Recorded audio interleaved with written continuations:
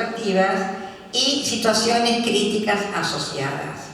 Promueve la reducción de daños, que ya vimos hace un rato, el tratamiento con base comunitaria, que lo vamos a ver ahora, y la integración social. ¿Cuál es el objetivo de TBC? Tratamiento con base comunitaria. Es la manera de abordar las adicciones partiendo de todos estos conceptos que yo ya mencioné en la comunidad. ¿Qué busca este modelo? Disminuir el agravamiento de los procesos de autodestrucción que se encuentran en la comunidad o en las personas usuarias, mejorar sus condiciones de vida, iniciar procesos de salida de la exclusión grave y conductas de riesgo y entender la importancia de vivir un proceso de cambio. Estos serían los objetivos que nos mueven a trabajar dentro de la comunidad. ¿Por qué decimos que es complejo? Porque intervienen la realidad con todas las personas, con todas sus dimensiones, desde las personas, los grupos, las comunidades, los fenómenos. Se plantea la situación de calle, la marginalidad. Por ejemplo, en Buenos Aires, no sé aquí cómo se da, pero intuyo que también debe tener su característica. Tenemos dentro de un mismo barrio, tenemos la colectividad peruana, la paraguaya, la boliviana, los locales, y cada uno mantiene su cultura, sus ritos, sus costumbres, y eso lo vuelve todo muy complejo. Por eso es importante, cuando trabajamos en prevención, respetar esas diferencias. La perspectiva ética, porque si bien nosotros buscamos a través de nuestra intervención disminuir el consumo, tenemos que respetar la decisión de la persona. No podemos imponer dejar de consumir, pero sí podemos empezar a trabajar, ir disminuyendo el consumo para ir mejorando su calidad de vida, y que eso paso a paso nos va a ir llevando a una disminución del consumo que sea más espaciado y que de a poco la persona vaya entendiendo la importancia de ir ganándole al consumo. Pero sin imponernos, sino a través de un trabajo y de un acompañamiento muy importante. ¿Cuál es el concepto de comunidad para nosotros? Primero son todas las personas que la integran, aquellas complejas con las relaciones sociales que existen entre sus miembros, respetando las creencias que ese grupo de personas tiene y las normas sociales que los rigen. Entonces, definimos la comunidad desde nuestra perspectiva como las relaciones que definen sus representaciones sociales y consecuentemente su comportamiento. Es decir, es un sistema de redes sociales heterogéneas, diferentes, organizadas, interrelacionadas, cuyos componentes individuales interaccionan entre sí y producen relaciones orientadas a mantener esa organización. O sea, se relacionan entre sí para mantener esa organización a través de sus culturas, de sus costumbres y de sus propios códigos. Entonces, ¿por qué digo a través de sus representaciones sociales? Porque la representación social, entendida como la entendemos nosotros, es el representante mental de un concepto, de una idea. Son las expresiones de una comunidad.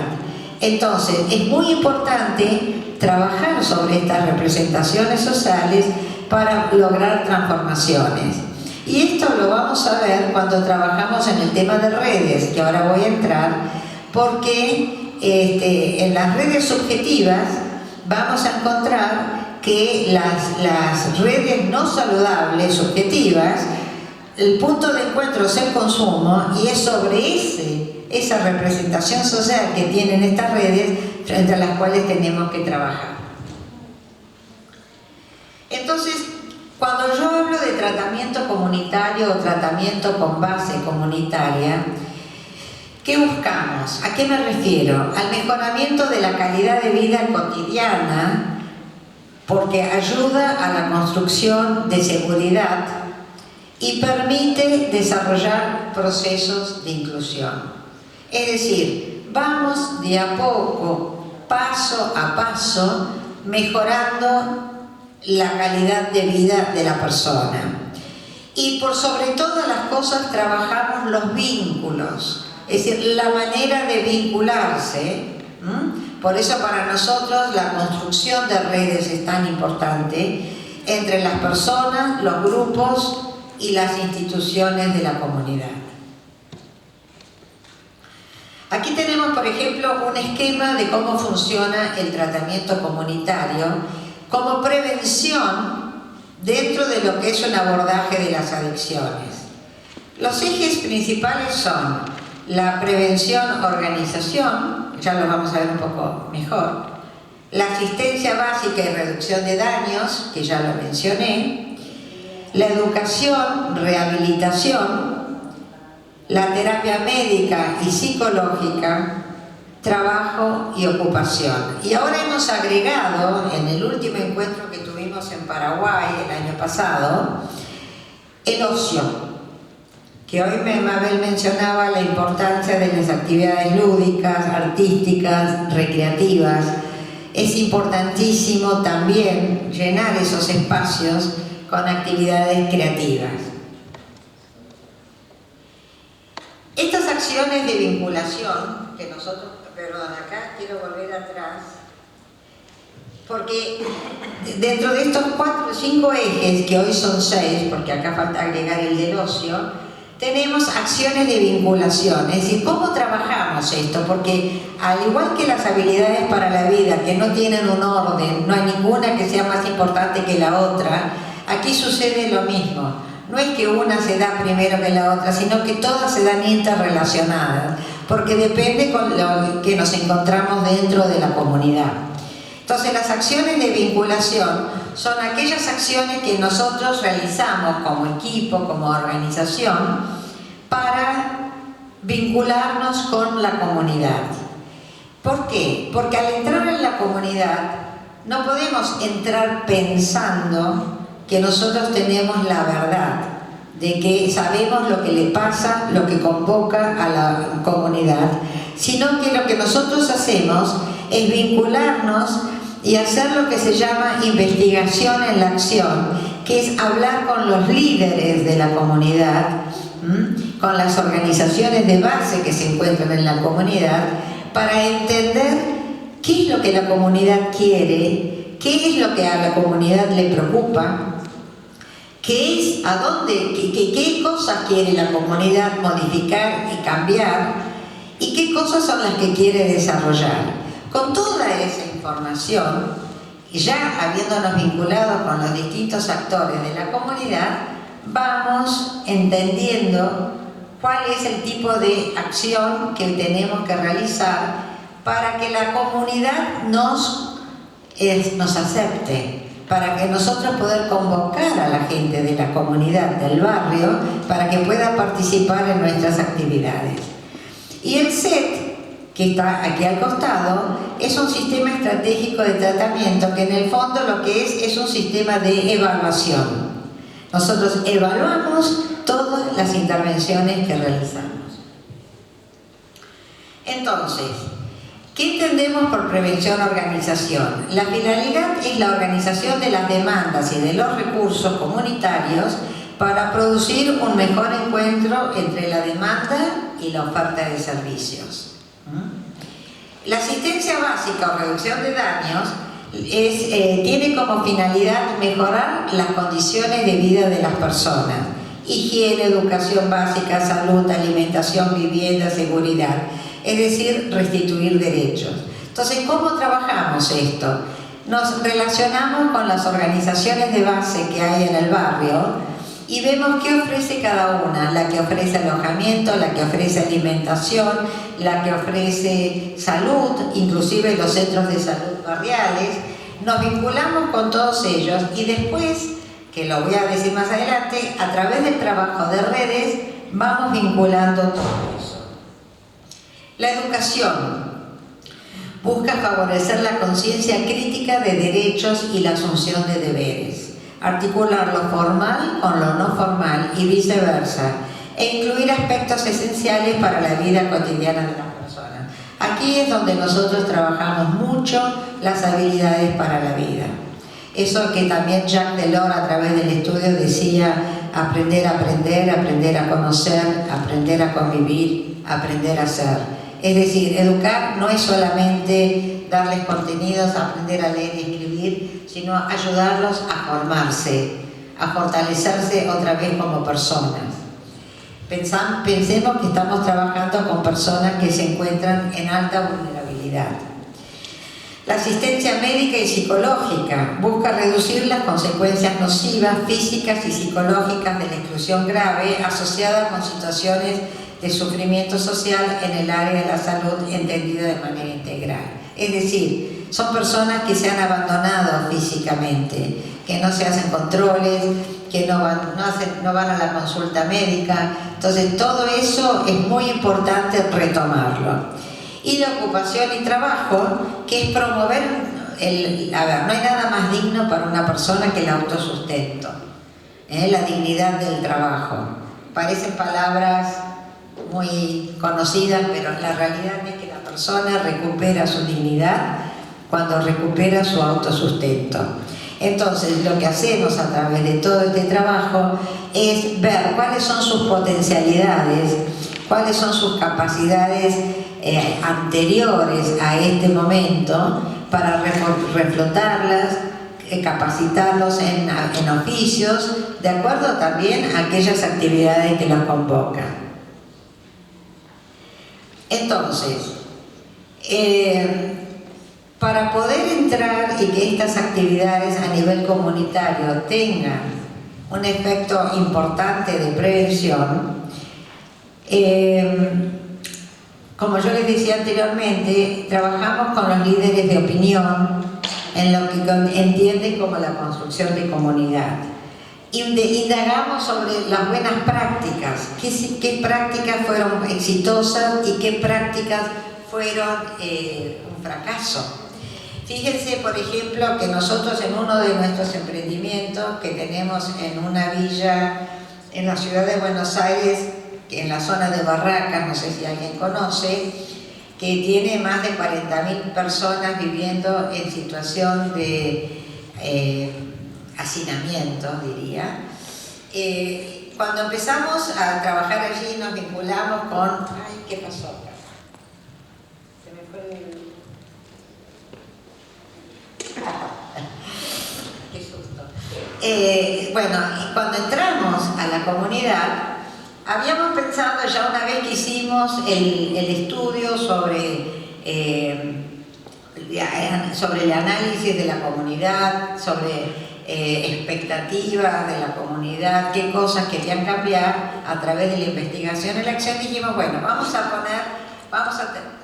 buscar un espacio físico y llamar a nuestro programa Casa Santa María. Como entramos de la mano de los curas villeros, nos pidieron que le pusiéramos el nombre de alguna santa, porque era un programa dirigido específicamente a mujeres, un programa de género. ¿Qué pasó? Que a través de la investigación que hicimos, Santa María había sido un proyecto que había fracasado, con lo cual, si nosotros entrábamos a priori con el nombre de un proyecto que ya había fracasado, ya entrábamos mal. Bueno, le pusimos Santa Clara, es decir, es tan importante, primero, averiguar qué pasa en la comunidad. Lo mismo que cuando los curas nos pidieron que hiciéramos un programa de género, nos habían dicho de que su preocupación era las chicas de 18 a 22 años con la salida laboral. Y después del estudio que hicimos, la preocupación de la comunidad no eran las de 18 años, eran las que terminaban la escuela primaria a partir de los 13 años, porque el temor de los padres era que entraran en la prostitución, que no siguieran estudiando, que se drogaran, el temor a la trata, todas las problemáticas que encontramos en estos contextos. Entonces, esto es importante, no ir con conceptos a priori. Uno puede ir con una capacidad a priori, con una formación a priori, pero lo que no podemos ir con actividades definidas a priori sin antes averiguar qué es lo que la comunidad quiere. Entonces, bueno, estas son todas las cosas que se averiguan: la historia de la comunidad, los elementos sociológicos, los temas que generan preocupación y convocan, las representaciones sociales, cómo piensa esa comunidad, los mitos, los ritos y cómo se resuelven los conflictos a nivel comunitario. Entonces, cuando unimos todo esto que yo vengo hablando, sucede esto.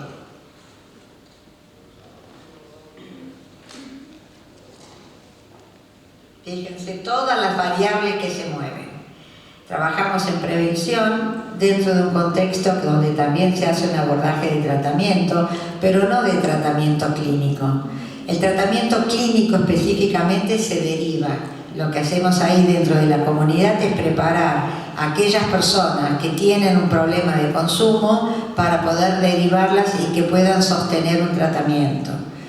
Preparamos para el trabajo, hacemos educación, rehabilitación. Este concepto de rehabilitación es la toma de conciencia de que se necesita hacer algo más para salir del consumo, la asistencia básica. Pero lo más importante, la persona permanece en la comunidad. Porque el gran problema que surge, y esto lo dan las estadísticas, es que cuando se retira la persona demasiado tiempo de su contexto, cuando vuelve le suceden dos cosas. Primero, que desconoce dónde tiene que volver, y segundo, que no está preparado para volver a enfrentar esos desafíos que tiene que enfrentar. Entonces, por eso es tan importante fortalecerlo con todas estas habilidades que he mencionado. Bien, y he hablado mucho de redes, he mencionado mucho las redes. Entonces, nosotros entendemos que las redes en sí, que son la red subjetiva o la del usuario, que es la red básica que rodea a la persona, que generalmente cuando los conocemos es una red muy corta, muy pequeña. Es una abuela, es una madre, es una hermana, es un tío, dos amigas, pero es una red pobre. La red operativa, subjetiva y comunitaria, que es la red que se va armando con los vecinos y con el equipo de intervención. La red de líderes, que es fundamental, porque si no se tiene el apoyo de los líderes de la comunidad, se va al fracaso, porque ellos son los que apoyan o bajan el dedo. Y las minorías activas, que son las minorías que muchas veces son excluidos, pero que si los incorporamos es muy importante por la presencia que tienen. Y la red de recursos de la comunidad, es decir, de todas las organizaciones, tanto de base como de salud, como públicas, que se encuentran dentro de la comunidad.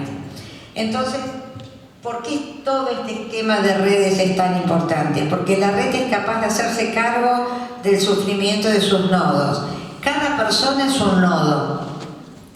Entonces la red, cuando hay una persona que está en debilidad o que se encuentra en vulnerabilidad, es el vecino que viene y dice: mira que fulanito está consumiendo de nuevo, o mira que está otra vez con mala junta. Eso pasa a ser una red de protección. Por eso es muy importante fortalecer el trabajo con la comunidad, con los vecinos, con las organizaciones, con las instituciones públicas y privadas que se encuentran dentro del barrio.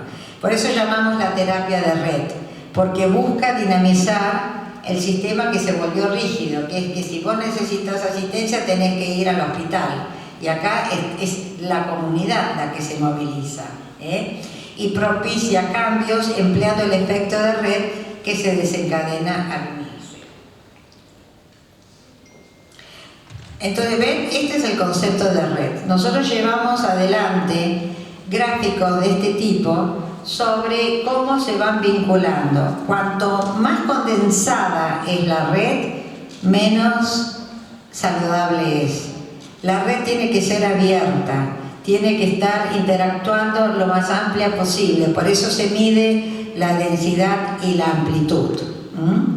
La densidad es, generalmente las redes subjetivas, cuando empezamos a trabajar, son redes muy densas, muy chiquitas. A medida que empezamos a trabajar y se produce una intervención a través del tiempo, ahí esa red empieza a ampliarse y ahí esa es una red saludable. ¿Cuáles son las herramientas con las que nosotros contamos cuando trabajamos en la comunidad? Entrevistas. Entrevistamos a todos para conocernos, para saber dónde están los puntos fuertes y los puntos débiles. Llevamos lo que se llama un diario de campo, las cosas importantes del día, eventos importantes. A veces se sucede que se produjo un tiroteo, que murió un chico por sobredosis, que en fin, se produjo un allanamiento, o que se produjo un concierto, un baile popular. Todas esas cosas van marcando y las registramos porque son como indicadores. La hoja de primer contacto nos permite tener una foto de la persona en el momento en que la conocemos. No es una encuesta, no relevamos datos, nombre, apellido, no nos interesa ni siquiera si tiene DNI. Lo único que registramos, y de manera con la memoria, después lo bajamos a papel o hoy a la computadora, es con qué nombre lo conocen, qué edad tiene, cuál es la situación en la que lo hemos conocido, si hace mucho que consume, qué tipo de drogas consume, qué tipo de red tiene, para saber por dónde tenemos que empezar a trabajar. Bueno, esto que dije, el análisis de la densidad y la amplitud de la red, cuántos nodos, cada persona que integra una red es un nodo, y después con el tiempo vamos haciendo la evaluación de los procesos. Por eso, y esto es mucho de lo que yo trabajo desde la política pública, por eso estoy tan metida en la Federación de Organizaciones de la Sociedad Civil y en la Confederación, porque nosotros queremos que las políticas públicas tengan que ver con la continuidad de los procesos, porque si no, cada vez que hay un cambio de gestión se corta y se empieza de cero como si el que hizo anteriormente no fue importante. Y en realidad, esto lo hablábamos ayer con Mabel, la importancia de la continuidad de los procesos de acompañamiento, porque eso es lo que nos va a llevar a lograr los cambios. Nosotros más o menos tenemos medido que los cambios llevan alrededor de 3 años.